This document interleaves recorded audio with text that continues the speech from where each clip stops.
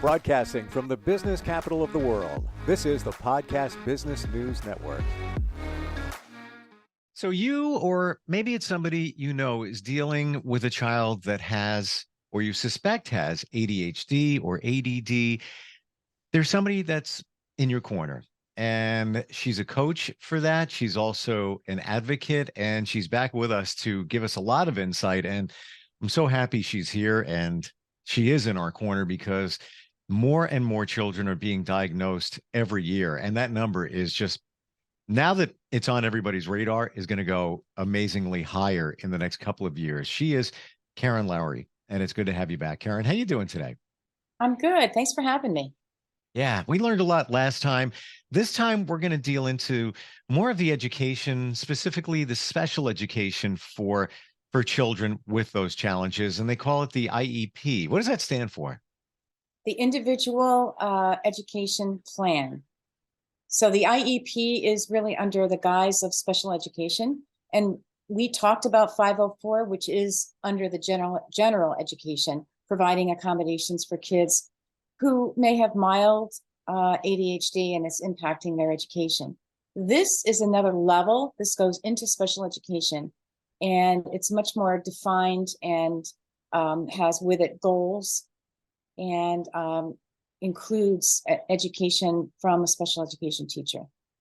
So with the 504, just to circle back for a moment, that can also be requested, enacted if a child has anxiety as well, right? Yes, it can. Yes, it can. And parents don't really understand that sometimes. And sometimes they or the teacher or both see some of the struggles. And there's always somebody in a school who is in charge of those 504s. And I think, again, for IEPs and 504s, the most important thing to remember is the collection of data. The collection of data by you, the parent, too. It doesn't have to be complicated. Things that you see, things that you see from the teacher, from doing homework with your child at home, you're the one that sees the most. And usually I think it's usually the parent who reaches out to the school asking, what can we do for my child because he's not doing well? I heard from somebody in my circle that asked about the 504, and it's for a child who is dealing with social anxiety, not doing their schoolwork like they should, sometimes not wanting to go to school. And the response from the school, and this is what they shared with me, was that, well, we don't, the 504, we don't know what more you want us to do than what we're already doing now. And it was kind of deflating for the parent, thinking that, all right, well, the 504 could be my savior here to help us. I don't know the deeper details. I don't know what the school is doing for the child now. It's not like the child is, I think, in 8th grade, not in any special programs or anything like that. Just a little bit of counseling here and there from my understanding. But, at that point, like, what do you do? Yeah, it's a shame that many times there is pushback for support because, the diagnosis of ADHD is something that you really can't see. It's not like you look at someone and you say, oh, yeah, that child has a disability. The disability really is hidden. And they say it's like under the iceberg, a lot of these issues. And many of the issues are comorbid, meaning that many of these kids with ADHD have at least one comorbid issue, whether it be anxiety, bipolar, depression, many of these things that are there. Learning disabilities, very high, 40 to 50% of kids with ADHD have them as well. So I think that it's important in that situation, whether that child has been diagnosed or not, I don't know. It's real important to have that child looked at if there is suspicion of ADHD, because that is the primary diagnosis. And then going from there, you certainly can have support in place in a 504 or an IEP, just depending on the amount of issues that are impacting access to his education. So kind of it's hard to say, what's in place right now. Yeah, and we'll dig into the IEP in a moment. Just one final question based on what we're talking about. When it comes to the diagnosis, and I've heard this a lot, I've even heard it from psychiatrists who I've talked to, interviewed, basically many times, instead of going for the full diagnosis, they hear a couple of things. Oh, student is having trouble focusing in school, on work. Mm-hmm. let's throw them the Adderall. Let's see how we do with that. And then it's always the same comment that, oh, well, it's kind of a moving target. That's the way it works. We try this, we mix that, we give it some time. That doesn't work. Now we're going to try this over here. And it's just like, it's basically throw it up against the wall and see how it sticks. Do you hear that? I do. I do. And I think that is the issue. Sometimes I think there's arguments that our kids are being diagnosed too easily. And they are, but that's because they're being diagnosed by someone who doesn't have the education to diagnose and doesn't, if you take your child to a pediatrician, most likely he's not going to have that kind of expertise. There is a DSM, a medical manual that is used to diagnose ADHD. So I think it's important for parents to realize they need to go to someone who has that experience in diagnosing and treating as well, because it's kind of all over the place. Everybody has different symptoms, whether it be mild, moderate, or severe. On top of it, a lot of times schools will tell parents you need to get your kid on medication. That is operating outside of their lane. They have no right to say that to a parent. I want parents to realize that too. Don't be bullied into thinking that you need to put your child on medication. That is a very personal decision between you and the right clinician. That's very important. Funny you said what you said in regard to the diagnosis. I wasn't even referring to a diagnosis from a psychiatrist. I'm talking about them just throwing the meds out there. Try this, try that. There's no diagnosis. It's basically, let's see if that helps the problem. Call me back in a month. I think sometimes parents might go to a pediatrician. Maybe they fill out a Connor scale, and the Connor scale kind of gives you some indication of some of those symptoms that are rearing their heads, so to speak. And if a pediatrician is willing to give a script for a medication, then that's what happens. And I don't think that is really the way to go in this situation.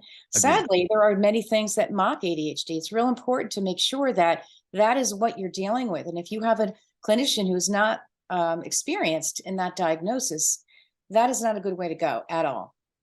Yeah, and I dealt with that with my children a while back, where wasn't ADHD, it was just challenges in school, bullying, things like that.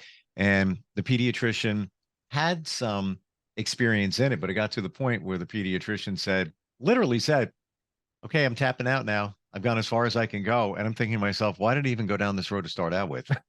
I thought it was the right way, but there's where you need to go to, let's say, a good psychiatrist that is not just, I'm going to have to say it, pill pushers. Many times that's what it comes down to. Let me just write that script instead of really digging deeper into the problem. And everything that I'm talking about here is based on my experience with friends. They share things, and we all talk together. It's amazing when you start talking to people in your circle, you realize they're dealing with a lot of the same kind of stuff. Like I have a friend I've known for about 6 months now through other friends, and had no idea what she was dealing with. And it's a lot of what we're talking about right now. Yes, yes. And a lot of times, and I know if parents are listening to me, they know this is true. A lot of times parents of kids with ADHD feel very alone. And that's one of the reasons I do this. Yeah. I have a Facebook group for that, because they are looked at as the people who are the cause of the bad behavior, so to speak, in their child with ADHD. And some people don't believe in that diagnosis. Some schools don't really believe in it or take it seriously or understand all the underlying issues when it comes to ADHD. It is not just a medical diagnosis that is a kid hopping around and not focusing. There's a lot to that. Yeah. And in the meantime, that child is plummeting with self-esteem. And so is the parent, because the parent is being blamed for the behaviors. And I've lived it myself. Again, I have 4 kids. They all have ADHD. This is all comes from my husband. And my youngest was the most impacted, and the one that I really followed through the school with and became his advocate and learned how much parents needed support. And you do feel alone, and you do feel looked at as, why doesn't that parent get that kid under control? And so it is a really lonely road until you really get a handle on what is it that is going to support this child and make him feel good about himself. And to your point, Karen, you feel helpless. Of course, you want to do anything for your kid, but it gets to a point like, now what do I do? And there's another email from the school. There is another phone call from the school. Yes. It's just like, Mhm. oh no, not again. I just I talked with somebody else who the friend that is going to see a follow up for her son today, and she got a call the other day, and a good relationship with the teacher, and the teacher just said like he's sometimes a little out of control. He has extra energy, and trying to navigate that. We'll repeat it again later. But what's that Facebook group that you have? My Facebook group is ADD Advocate.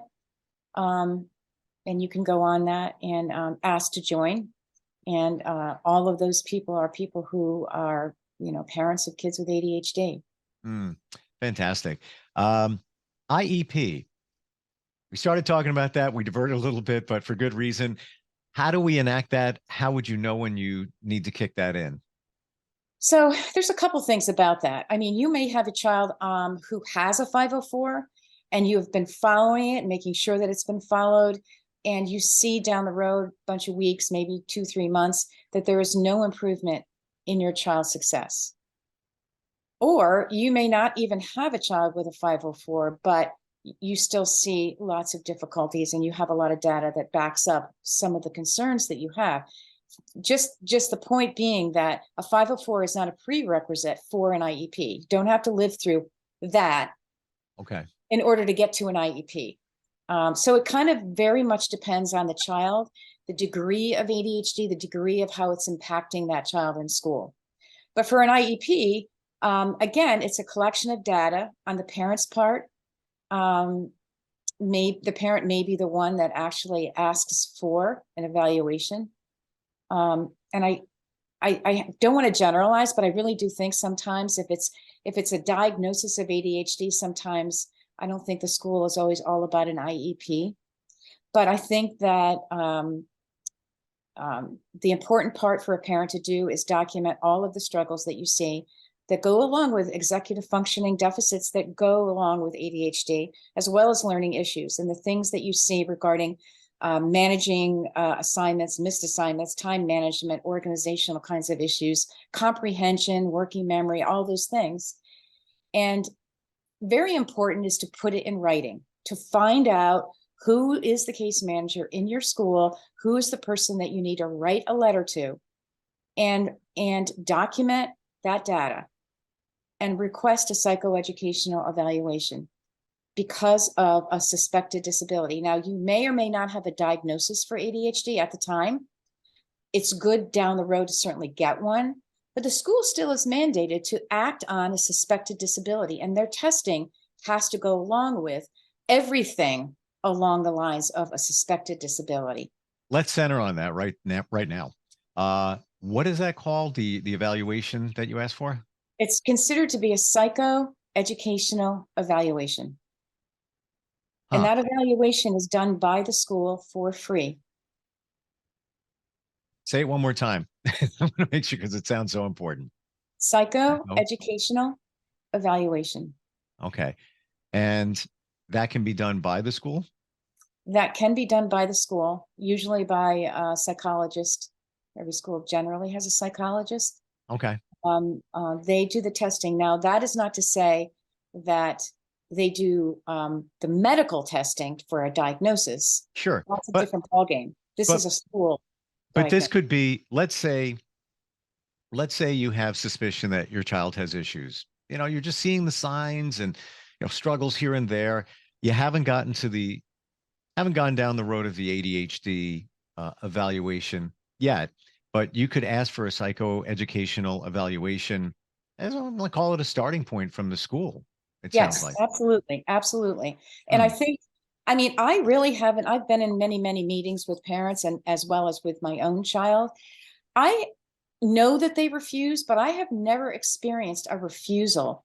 As long as you, the parent, make sure that you document everything you see that reflects the difficulty that that child is having, and in addition, you will have information from the teacher. So maybe you've gotten emails from the teacher about missed assignments, work refusal, behavioral issues, all sorts of things. That is all part of the big picture of what you're dealing with. And I've always seen the school respond positively in agreeing to an evaluation as long as you have a basis for that. I can't imagine why a school would say no. And you wouldn't ask for it unless you have a basis for it. Like, why would you want to waste your time, their time? Not that I don't know what is involved in the evaluation, but put your kid through that. What exactly do they do in that evaluation? Well, they just look for all sorts of, cognitive areas. They do come up with an IQ, which of course is not necessarily important in this issue, but unless it was a really bad IQ, and then you have other diagnoses to be worried about. But just generally, and they do test for working memory, the things that do impact ADHD, working memory, processing speed, comprehension, all those kinds of things are looked at, IQ. And there's a lot of information that can be gathered. And so although it is not a diagnosis for ADHD, it can certainly point to a good possibility if your child doesn't have a diagnosis at that point in time. And eventually you do need that diagnosis anyway. You would want that diagnosis. Sure. And what I always Sure. say to parents too is, make sure that when you're in a meeting that you do understand what's going on, because some of this stuff is overwhelming as far as what the mark is for processing, let's say. And what I've noticed too is there's a lot of sub markings. And then if you average them all out, they become average. But if you look at the details of the sub markings, you see some of the areas that are below average that do go along with ADHD. And then parents can look at that and say, yeah, but those are the areas I see happening in the classroom. I can see, like an English class, that there's some difficulty in comprehension, or there's processing issues trying to keep up writing notes, things like that. So you can kind of match up some of these difficulties. So you could have a psychoeducational evaluation and certainly not come out as a learning disabled child. That does not mean that your child's not eligible for an IEP. It just means the child doesn't have a specific learning difference, but it may mean that some of the symptoms of ADHD that they see are certainly impacting and limiting access to education, which is the reason that you would want an IEP for that child. Or a true ADHD evaluation. Yeah, and then while you're waiting, unfortunately, when you write something like this, depending on your state, you'd have to find out what state mandates what timeframes. But from the time that, and again, parents have to sign for this evaluation, from the time that is asked for and signed for to the IEP eligibility meeting can be anywhere from 60 to 90 days. So it depends on the state that you're in. So you can see that this can kind of wipe out a whole marking period. So you would want, I think, while you're waiting for that, certainly a diagnosis and also some kind of school support while you're waiting for this evaluation to take place. For the evaluation, how long does it usually take? And every district that is different. Maybe it's a psychologist that floats around the district. When you ask for the psychoeducation evaluation, typically how long does it take in your experience? Again, that really varies depending on the school, but it could be within a couple of weeks. Okay. It could be a month. And it's just and it's for all ages as well? Yes, it is all for ages. And it kind of just depends too on what time of year you're asking, and if the school, the psychologist maybe who does them is slammed with a bunch, you might have to wait a little bit. Right. So it's pretty variable, but in general, I think they get on it as soon as they can. Yeah. Such good information here. It really is. And so many parents are dealing with this now. And it could be many different things. That's just it. It could be an issue with anxiety that's not even connected to ADHD. It could be so much, but it comes down to, where do you start? Where do you begin here? And we have starting points here. Obviously, IEP more elevated, before you request something like that. You've already been down the road to get to that point, right? Yeah, and not necessarily going through a 504 first. And I can say, Sure. In my situation personally too, my son had been diagnosed with a learning disability. So that was, we weren't jumping from a 504 to an IEP. He was getting an IEP from day one. But I think sometimes it is easy for schools to kind of push back and say, why don't we just try this 504 and, let's see how we do. And I think that, there's nothing wrong with that. It kind of depends on the stresses and, data that you see, whether or not you want to do a full evaluation or you want to just wait and see if some accommodations that level the playing field make the difference.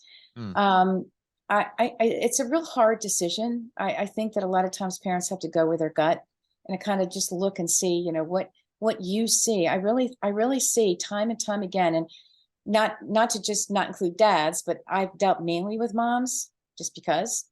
And I see time and time again, moms that have the intuition about their child because they know them so well, they know what they need. Sure. And I think you guys will know what you need. And if you believe that there's some significant issues that require more than just some accommodations, then you ask for a psychoeducational evaluation. And there's nothing lost on that, because everyone has to remember that there are so many comorbid issues that go along with ADHD that there's nothing really wrong with going ahead and making sure your child is not disabled learning wise, to get on it as soon as you can. Obviously, early intervention is everything, right? Totally. And also, the school may not be suggesting it. So that's why you need to be your child's best advocate. I also, like we say that, moms, just because of the parental landscape many times are more involved, but I truly believe if it doesn't matter whether you're, mom or dad, if you're more directly involved in your child, you've got the intuition, you've got the gut. Exactly. And for some reason, it's just generally, it's been moms, even though I get it. In our generation, many more moms are working just like dads, right? Yeah. But again, I don't know, it's moms that are involved that I see more than anyone, but you're right. It can be either one. Absolutely. Yeah. Maybe I'm the minority, but I'm plugged in. Well, good for you then. Yeah, because you got to be, and you are your best advocate. So your school could be great. The counselors could be great. It could be fantastic, but they're not always going to throw it out at you. You got to bring it up to them and then see what they say. And then again, if it goes against your gut, if they say, nah, don't worry about that. You don't need that. If your gut is saying, oh, no, I think I need that, then you need to, unfortunately, or fortunately, fight for it, push for it to make sure it gets done. Because, you pay taxes for your school district. And I don't know about you, where I am, I'm paying a lot of taxes. So it's all included. It needs to be for your child to get the education that they need and deserve. Couple of minutes left here. Karen, any other thoughts based on what we're talking about, the IEPs, the evaluations? I guess I would say too, like I mentioned, the IEP eligibility meeting, which follows all of this testing. Mm-hmm. Obviously, it's not a given if you have an evaluation that you're going to receive an IEP. And then if that is the case, the school needs to provide the reasons in what's called a PWN, prior written notice, which means that they have to have a reason for refusing added services or not changing placement or whatever it is that's going on. They need to have reason for that. So there has to be conversation around that. If you are in that position, you have options. I mean, I think one would be whether or not your child has been on a 504, you continue it and gather more data before you go back to asking for the evaluation. That's one way of doing it. Okay. You can have your child privately tested, and that may or may not be paid for by the school. You can ask for an independent educational evaluation, IEE, but they can refuse it, or you can also pay for it on your own.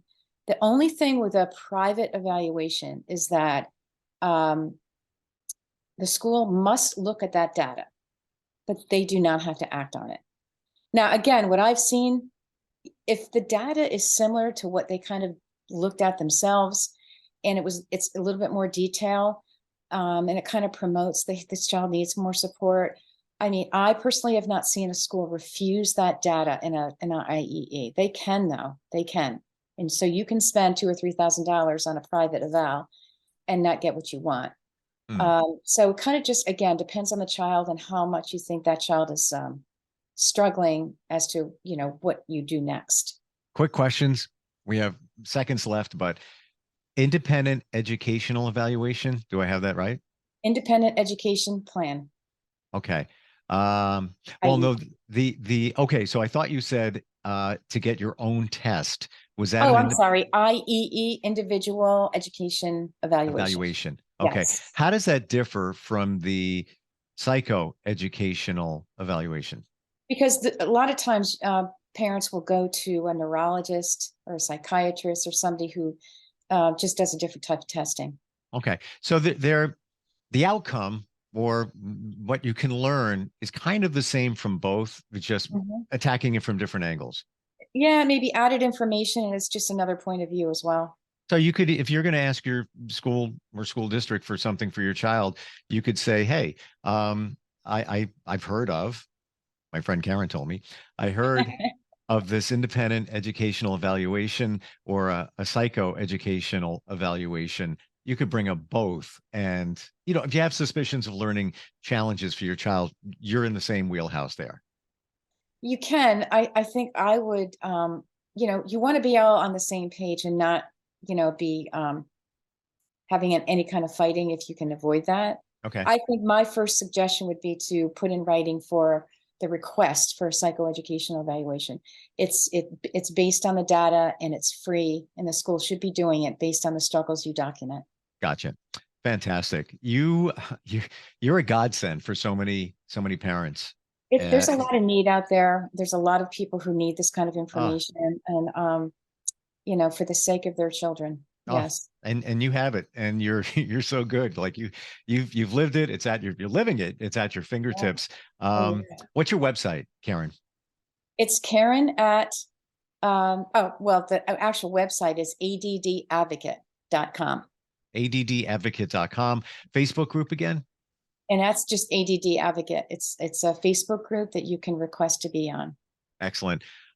Amazing. Having you here, talking with you, learning about all of this, and definitely look forward to getting together again and learning more, Karen. Thank you so much.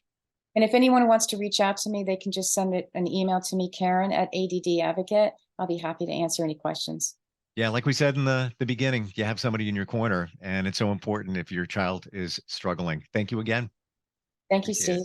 Are you looking for even more of the podcasts and hosts that you love? The Podcast Business News Network is proud to announce that you now have even more ways to listen live. Check out the MyTuner Radio, online radio box, and Simple Radio apps on iOS and Android, or find us online. Search for Business News Network on mytuner-radio.com, or search Podcast Business News Network on streama.com and onlineradiobox.com/US. Take your podcast on the go and don't miss a minute of the action.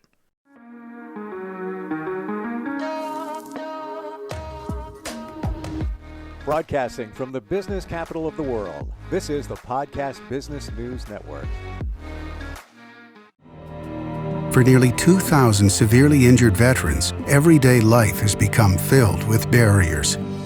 Day-to-day simple tasks can become pretty daunting. I have to carry my chair up 2 flights of steps or have somebody do it for me. What scares me the most is just the falling. When I'm struggling with my house, I think, to have that one great barrier just knocked down, it's crucial.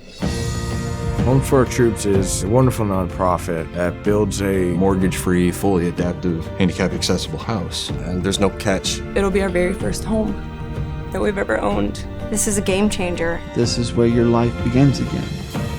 We need you to join us in completing this important mission. Please visit hfotusa.org and help build homes and rebuild lives. Because of you, everything's going to be okay.